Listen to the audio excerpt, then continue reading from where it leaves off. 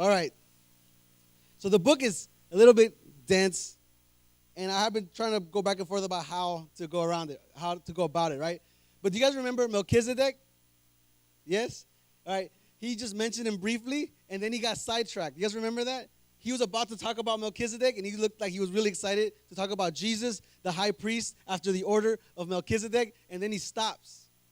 And do you guys remember why he stopped? He stopped because he says, I have so much to say about this, he says, but you have become dull of hearing. And we talked about the dullness of hearing, right? That's a spiritual condition where you can't understand truth because become so hard in your heart, you become dull. So you become dull of hearing. That's why I can't talk to you about Melchizedek, because I really want to. But he says you become dull and you become like babies, right? Babies can't eat meat. They can only drink milk. And I want to give you meat, but you can only handle milk. So, but the funny thing is that he's going to give them the meat anyway. That's the interesting thing. Because Paul, when he says the same thing in another passage, to another group of people, he says, you're not ready for the meat, so he just keeps giving them milk. The writer of Hebrews says, you're not ready for the meat, but I'm going to give you the meat anyway, right? So when we talked about that passage, he says, let us go on to maturity. So this is Hebrews 5 right here. Let us go on to maturity. And he says, and then he warns them last time. We talked about the danger of falling away. Remember the apostasy passage, right? So he says that for those who have tasted of the word, who have partaken of this, yet falling away, there's no more repentance for them. And we talked about whether that means believers or people that have been exposed to the gospel, etc., right? But the point is, he's warning them against falling away, and it's not the first time he's brought up falling away, right? He brought up so many times earlier Israel in the desert. You guys remember that? Israel was the example that they were not to follow. Israel was rebellious. They hardened their heart. They did not believe, and as a result, they fell away. And he's telling them not to fall into the same trap that Israel did. So he brings up Melchizedek some while back, and he still hasn't gotten to Melchizedek because he stopped para regañarlos, right, to scold them, right? But anyway, so he just got through the big verbal spanking, right? You're immature, you can't handle meat, you're just babies, you're dull of hearing, and you're in danger of falling away. So he just gave him all that. But now he's going to soften his tone a little bit and encourage them. So even though I just told you all that, he says, yet I am assured in my heart for you. So that's good. So he's saying, even though I just gave you that whole verbal, that strong, it's a strong word. And this is where we pick up right here. Go to Hebrews 6, verse 9. So we'll pick up the thread, right? So I'm going to read from verse 9 all the way through verse 20. You guys got it? Hebrews 6, verse 9. So I want to make sure you guys got it so you guys can follow along with me. Hebrews 6, verse 9 through 20. So he just gave them the hard word, right? And then he says, though we speak in this way, in this harsh way, yet in your case, beloved, we feel sure of better things that belong to salvation. For God is not unjust so as to overlook your work and the love that you have shown for his name in serving the saints as you still do. And we desire each one of you to show the same earnestness, to have the full assurance of hope until the end, so that you may not be sluggish, but imitators of those who through faith and patience inherit the promises. For when God made a promise to Abraham, since he had no one greater by whom to swear, he swore by himself, saying, surely I will bless you and multiply you. And thus Abraham, having patiently waited, obtained the promise. For people swear by something greater than themselves, and in all their disputes an oath is final for confirmation. So when God desires to show more convincingly to the heirs of the promise the unchangeable character of his purpose, he guaranteed it with an oath, so that by two unchangeable things in which it is impossible for God to lie, we who have fled for refuge might have strong encouragement to hold fast to the hope set before us. We have this as a sure and steadfast anchor of the soul, a hope that enters into the inner place behind the curtain, where Jesus has gone as a forerunner on our behalf, having become a high priest forever after the order of Melchizedek. So he finally gets back to Melchizedek. And we won't talk about it this week. We'll talk about it next time. But you see, you almost forget about the Melchizedek because he went off on the big tangent. He stopped to give them a harsh word, but now he's encouraging them. So when we talked about the apostasy thing, we talked about whether we can have assurance of our salvation. And that's an important question. And I think what we're looking at today is kind of getting at that issue. We can have assurance. And not only that, but the writer, he has assurance in his heart that his readers are not in danger of falling away. Even though he gave them that harsh warning, even though he told them that's always a possibility and that's a danger they could fall into, he still thinks, though, that they're going to be okay. And so I kind of want to take that same stance that he is, like towards us, kind of like imagining that he's writing this to us, right? Because we also can be in danger of falling away. Yet, just like he's encouraging them by reminding them, this is the reason I'm not worried about you, he's saying. Because you have shown evidence that this is not you. You have shown by your works, in other words, the evidence of your conversion, the evidence of your faith. And so he says, I've seen that you have acted with a heartfelt, sincere service towards others. I've seen you doing acts of true love towards each other. And because of that, I know that you're going to be okay. And God is telling us the same today, I think. Sometimes we see people trying to prove that they're compassionate by just making displays of causes they support, or they're for this or they're for that. But that's not the type of love and acts that God is talking about here. He's talking about true acts of love done over time. And especially beginning with your church community, beginning in the household of faith. Because like remember Jesus says, by this men will know if you're truly my disciples, if you have love for one another. So if people who are not in the church witness the church biting each other, devouring each other, like it says in Galatians, you were called to freedom, brothers, only do not use your freedom as an opportunity for the flesh, but through love serve one another. For the whole law is fulfilled in one word, you shall love your neighbor as yourself. But if you bite and devour one another, watch out that you are not consumed by one another.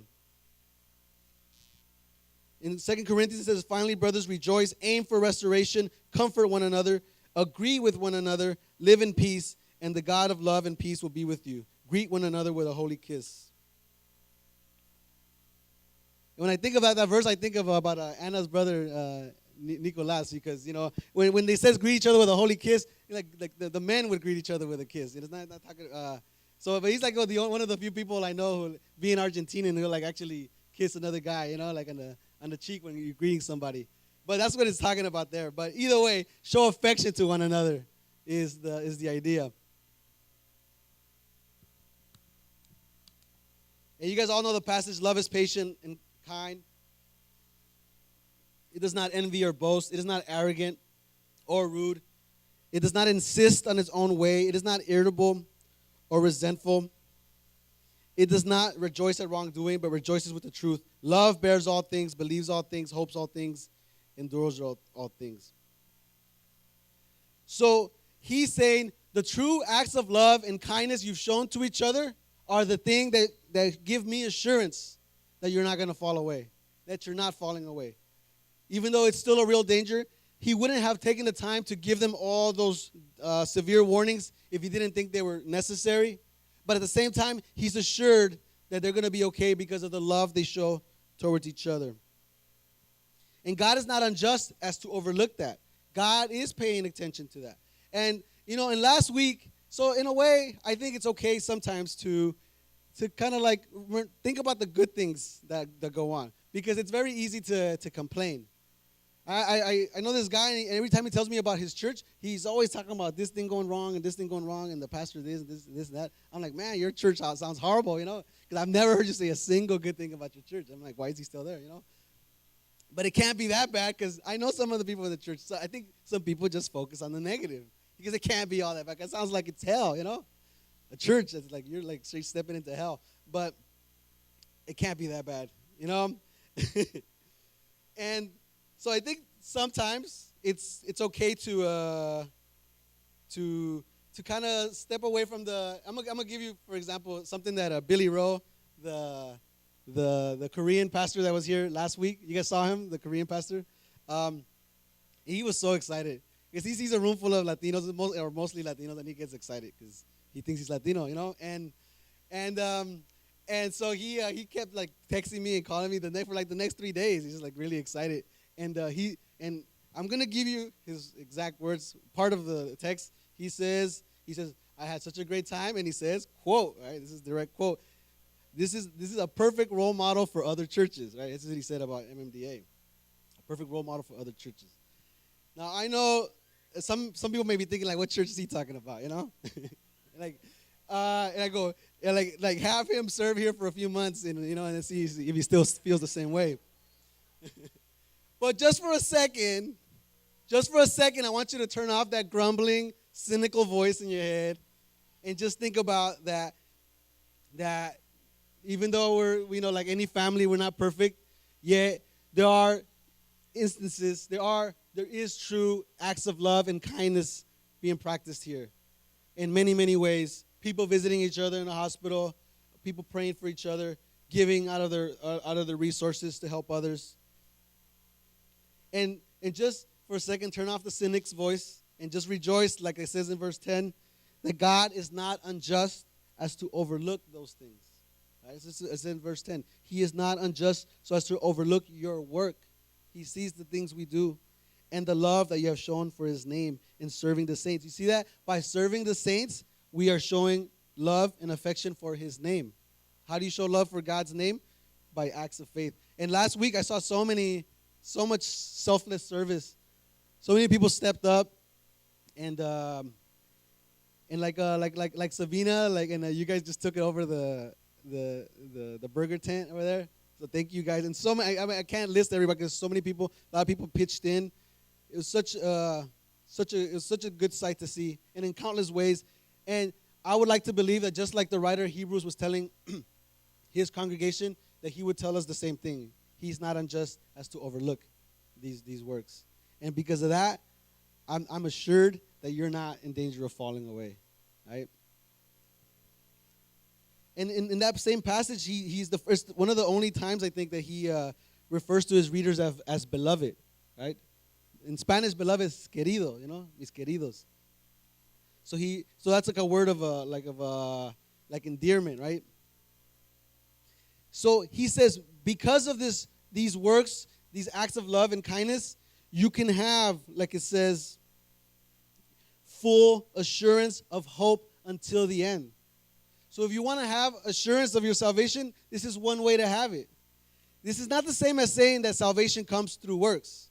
It's just that the works are themselves evidence of a true conversion, of full faith, of true faith. And by doing these things, he says, you will not become sluggish.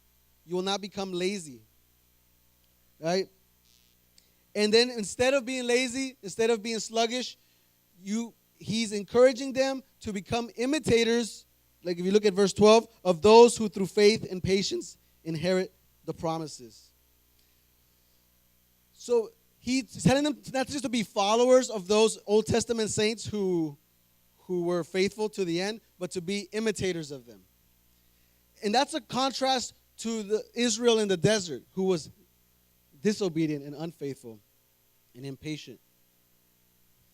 So even though he just gave them the scare about apostasy, about falling away, about dullness of hearing, about being immature, he's giving them assurance. And the assurance is based on the evidence of their works. So you guys following so far? So far, so good? Yes? Okay, good. All right. The works, the kindness, the love they show, God does not overlook it. That gives them assurance. That should give us assurance as well. But there's a second reason why he has assurance about them being okay, about them not falling away, and I say we can take this for ourselves as well. There's a second reason, and it has to do with God's promise. If you go back to verse 13, right? He just said, be imitators of those who were faithful to the end. And then he's going to bring up the heavy hitter in the minds of Jews. Because remember, he's trying to persuade them not to go back to Judaism. Because Judaism was only pointing the way to Christ, but it's not the way itself. It only points the way. Now that Christ has come, why go back to, the prototype, so to speak? Here's the real thing.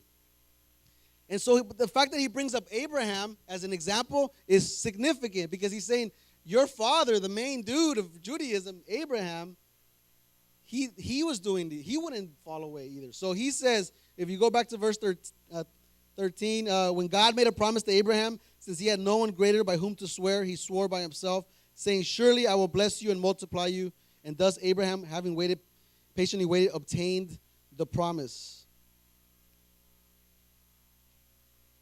And verse 16 says, for people swear by something greater than themselves, and in all their disputes, an oath is final for confirmation. All right, this is so much there. I shouldn't take on this many verses in one sermon. Sorry. But you guys are following along, yes? Okay, good. All right. He's confusing sometimes, the writer. All right. He's talking about so many things, but he's going to get back to Melchizedek. Because that was the main, remember he started with Melchizedek, and he gets back to him. And then the real fun starts in the book. It's all like intro, really. When God told Abraham when he was 75 years old that he was going to make a great nation out of him, Abraham's like, well, I'm 75 years old. His wife was 65, I believe. How are you going to make a great nation? We've never had children. So how's the 75-year-old man with a 65-year-old wife going to have a big family, descendants? It doesn't make any sense. But he did say, to leave his country and he's going to make a great nation out of him. And it says that Abraham believed him. And what does Paul say? Oh, and even in Genesis it says that God counted that as righteousness. His belief is what God saw as righteousness. And in Genesis 22, in 15 through 18, you guys don't have to go there. I'll just read it. He says, the angel of the Lord called to Abraham a second time from heaven and said, by myself I have sworn. That's key right there, right? Declares the Lord, because you have done this and have not withheld your son, your only son. I will surely bless you. I will surely multiply your offspring as the stars of heaven and as the sand that is on the seashore. And your offspring shall possess the gate of his enemies. And your offspring shall in your offspring all the nations of the earth be blessed, because you have obeyed my voice. After giving 25 years, Abraham waited for the promise to come true, right? So would you call that waiting patiently? Right? Waited. God promised you something, right? Has God promised you something in the past? Abraham, just keep in mind, Abraham waited 25 years for the fulfilling of his promise. And not only that, Hebrews commends Abraham for waiting patiently. But if you actually look at the whole story of Abraham, it wasn't always like that. He did disobey, he did doubt, and they're like, I don't know, God's taking really long. And then Sarah says, why don't you sleep with Hagar, the servant woman? And maybe that's what God had in mind, because I'm barren. And they took matters into their own hand. They didn't. But still, even we know that about Abraham, that he failed in many ways. And he wasn't constant and always, it's not like he never had doubts. In fact, they messed up right there. Yet the author of Hebrews is saying that he's commending Abraham and he's pointing to him as the one to imitate, as an example of waiting patiently for God's promise. So he wasn't perfect. Same with us, like what we were saying earlier, right? It doesn't mean we're going to be perfect in every respect, but yet God is not unjust as to overlook the things we're doing, as the work you're doing. It's not in vain. And if you're frustrated because you haven't seen results in certain areas of your life, but you have at some point believed that God will make these things happen, either developing you as a person or something that you need,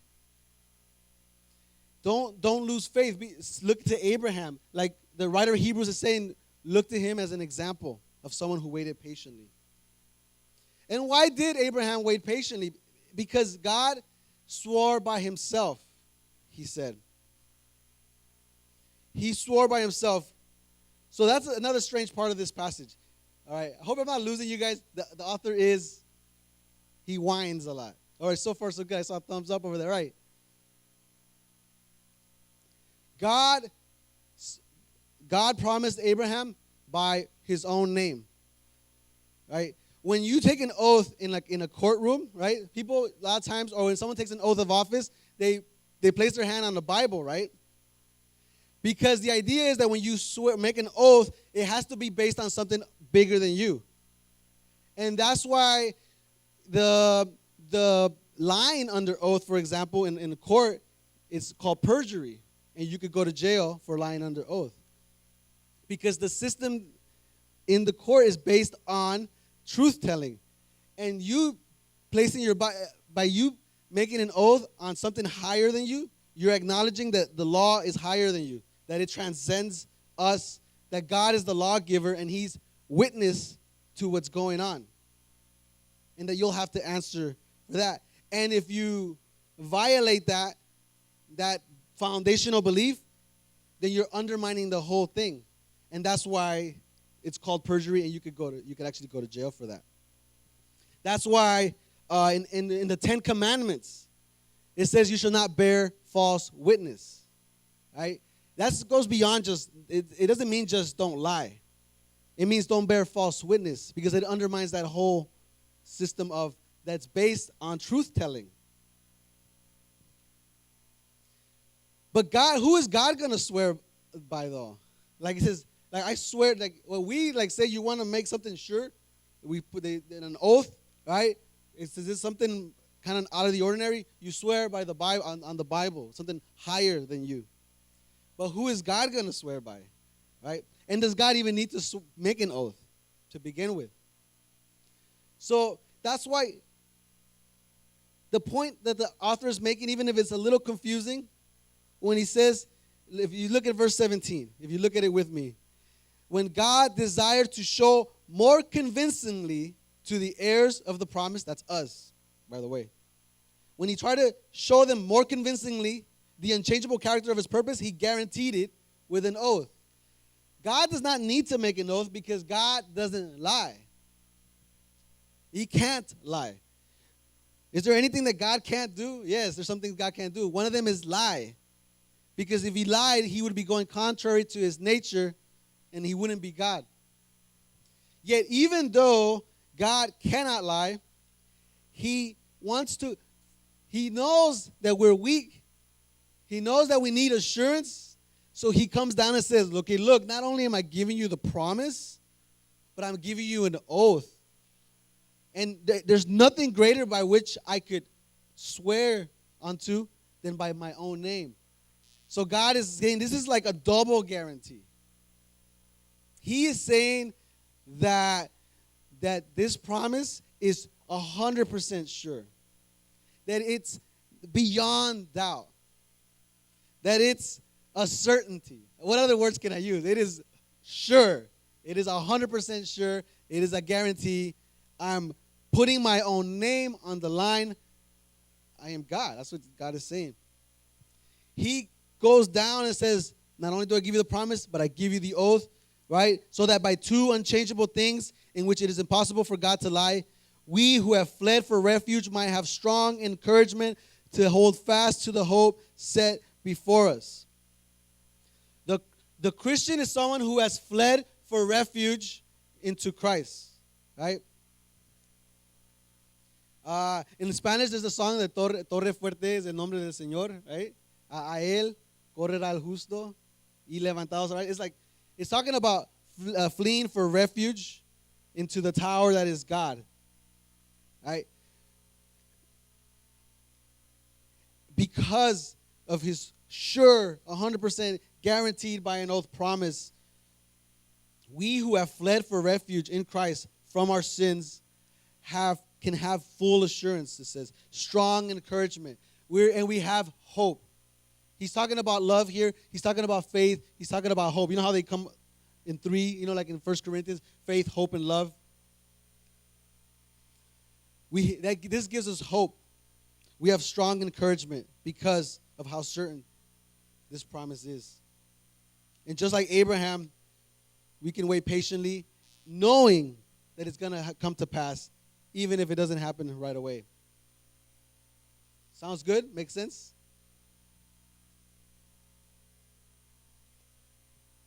Remember in Galatians it says that those who believe in Christ become heirs of Abraham's promise. So this refers to us too, not just to the Jewish believers who were listening to this. And this hope that we are holding on to is the hope that went behind the curtain into the inner sanctuary as our forerunner. That's Christ. Christ is our forerunner.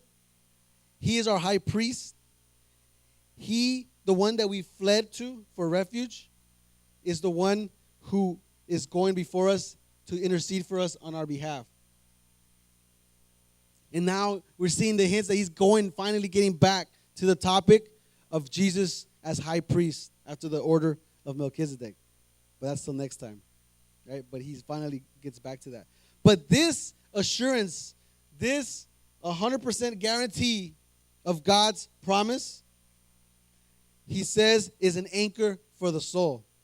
What does an anchor do, right? I don't know much about boats, right? One of the few times I have been on a boat, we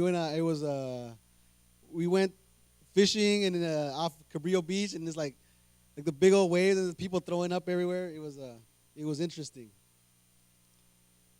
But they say that boats need anchors, right?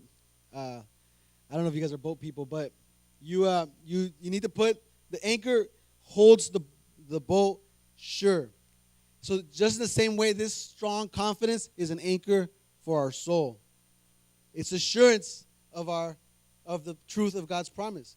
So the two things he's given as assurance that they are not in danger of falling away is their acts of service that they've shown and that God does not overlook. And it's God's promise itself, which is made doubly sure by the oath. Now think about this. If you haven't received Christ, a message that is backed, respaldado, like they say in English, right? I like how it's said in Spanish for some reason. It sounds better than backed. But it's backed by God's own name. So God's message of salvation is truth. Right? He's kind of like bending over backwards to make this point. This is something based on certainty, on truth. This is reality.